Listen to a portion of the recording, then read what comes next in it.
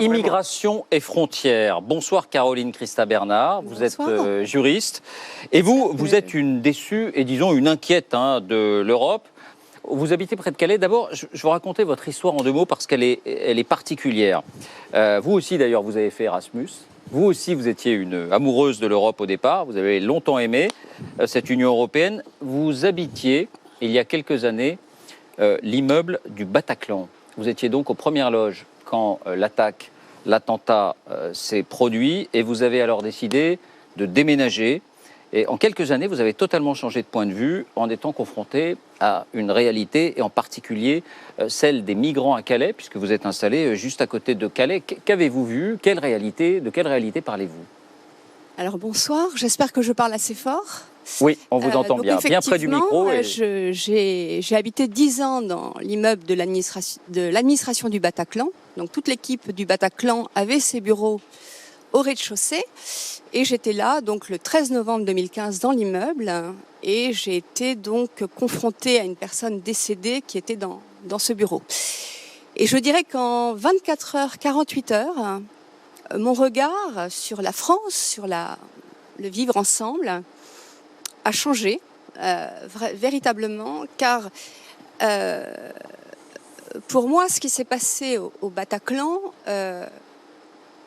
avait véritablement une signature islamique, c'est-à-dire une attaque vis-à-vis de notre civilisation européenne, rapprochez bien votre micro, nos valeurs, notre démocratie, notre laïcité, voilà. Donc mon regard a vraiment changé parce que j'ai tout d'un coup ressenti que la paix dans notre pays était menacée. On nous a beaucoup présenté l'Europe comme étant un rempart, une force pour cette paix. Et tout d'un coup, j'ai ressenti vraiment une menace pour cette paix.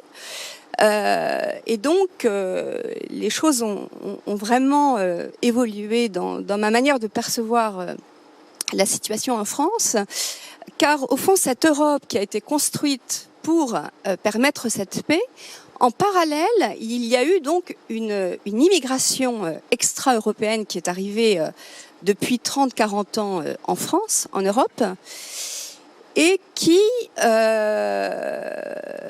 mes yeux, amène une islamisation et qui est un danger pour la cohésion de la nation, la paix civile.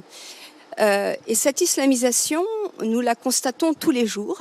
Je pense que il y a une visibilité maintenant de l'islam dans notre quotidien, et les Français européens le constatent et en parlent de plus en plus, c'est indéniable.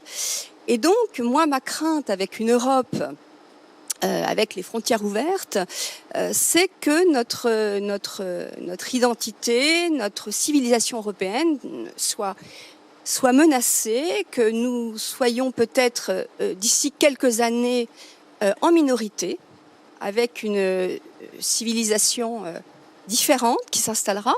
Alors, pour rebondir par exemple aux sujets qui ont été évoqués, on a évoqué l'agriculture, les directives européennes. Par exemple, moi je suis surprise de voir qu'en France, il y a de plus en plus de viande halal. Normalement, il y a des directives européennes qui prévoient un mode d'abattage. Et tout d'un coup, on s'aperçoit par exemple qu'à Paris, 70% des restaurants fournissent de la viande halal. C'est déjà une forme d'islamisation. Moi, je ne suis pas musulmane, je ne suis pas d'accord d'une part qu'on m'impose ce rituel.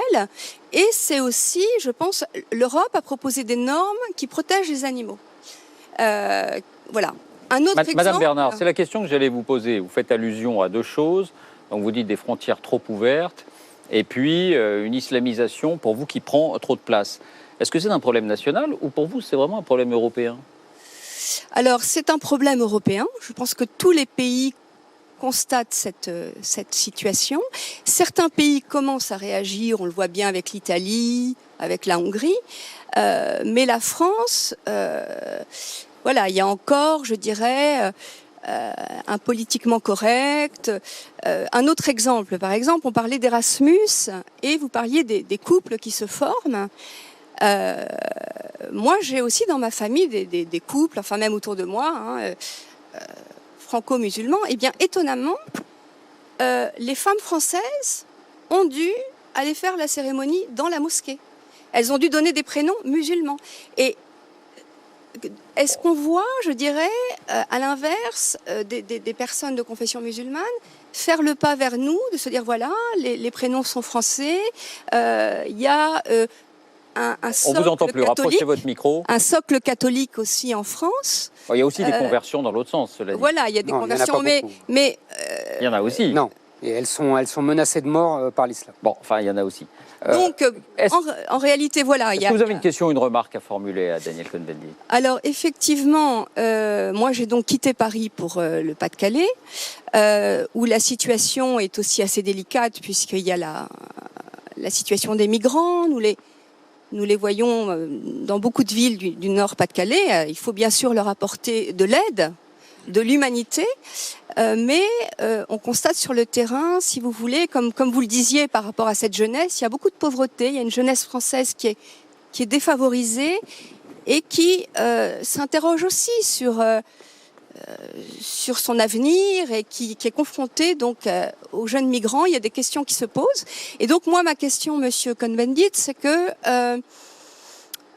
on entend beaucoup d'hommes politiques, même de responsables d'associations humanitaires qui disent que ce processus migratoire n'est qu'un début. Qu'en fait, ça va s'accentuer, ça va s'accélérer. Et donc, quelle place auront, je dirais, les Français de souche européenne à l'avenir lorsque ces flux migratoires seront très importants?